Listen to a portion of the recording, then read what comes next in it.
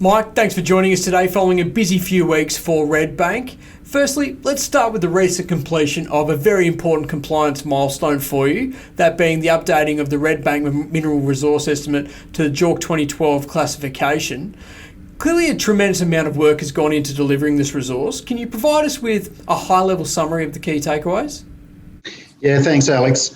Well, the first thing is not a single drill hole has been put into the ground for a number of years. So that resource estimate is essentially just updating it from 2004 classification up to 2012. And in doing that, we went through over 900 drill holes in the database and validated them. So we've gone in there, we've resampled probably about 15 to 20% of the drill holes and assayed them. So the copper values that we've got back pretty much exactly match the previous assaying that's been done historically. So that enabled us to bring data that was collected by Newmont over 50 years ago into this JORC 2012 resource.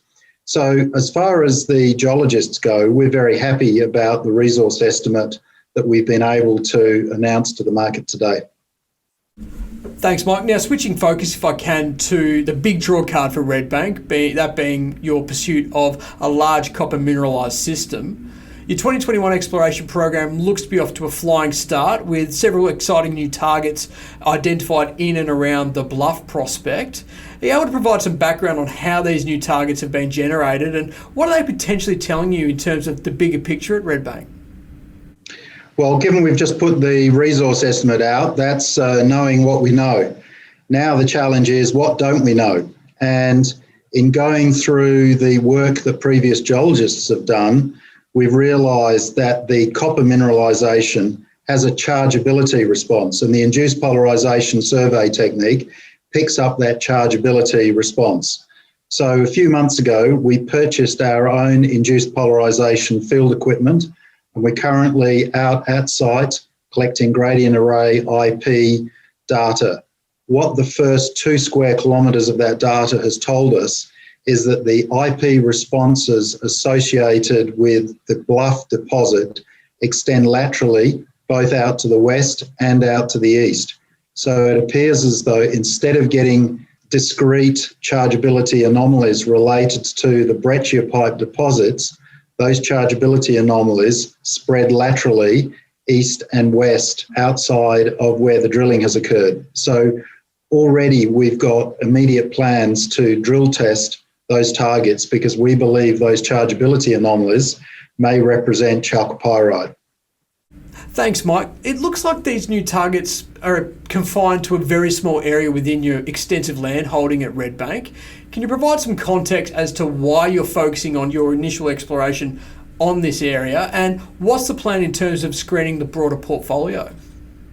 Yeah, that's a very good question. So last year in 2020, we covered an area to the east of the main Redbank project area with soil samples, and those soil samples were at 500 by 500 metre centres. Every single one of those 800 soil samples was anomalous. Now, when I say anomalous, they were anomalous in base metals, they were anomalous in a whole series of elements.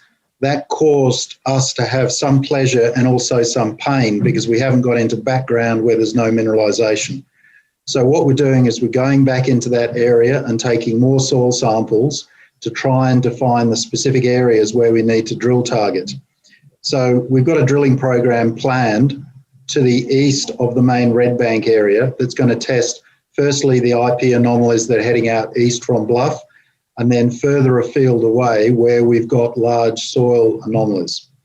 What we've also found in looking at the old soil data is that there's a bunch of stream sediment sampling that was undertaken by previous explorers many years ago on a greater project area that's over 14,000 square kilometres. So we're going out into the field and checking those stream sediment anomalies. So those anomalies are ranging somewhere between about 200 and 400 ppm copper, which is highly anomalous in the streams. So we're pretty excited by the exploration potential to the east and also the potential that we've captured on the ground that we've had granted in the greater Redbank area in the last 6 months. Thanks, Mike. Just finally, looking ahead, you've outlined a very aggressive exploration program for the remainder of 2021, and I'm sure that's got plenty of punters excited. Are you able to summarise the key objectives of this program, and when can we expect to see the first drill rig turning at Redbank? So we're about to put our application to drill in the next couple of days into the Northern Territory Mines Department. Those approvals take a month or two to get through. So we're expecting to drill sometime around September, October.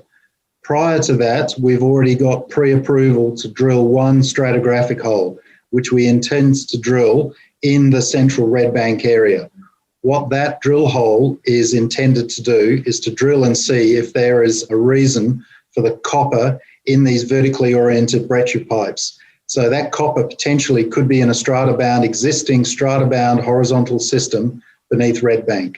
So that drill hole is going to go in sometime within the next 6 to 8 weeks.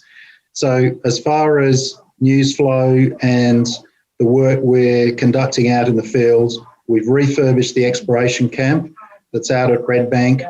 We've got field crews doing IP and soil sampling, and we'll have the drilling crews out there within the next 6 to 8 weeks. Fantastic. Thanks for the update, Mike. Congratulations on the development, and all the best for the upcoming program. Thanks. This is a great time for field geologists. It's the dry season, and look forward to providing all the information to the shareholders over the next few months.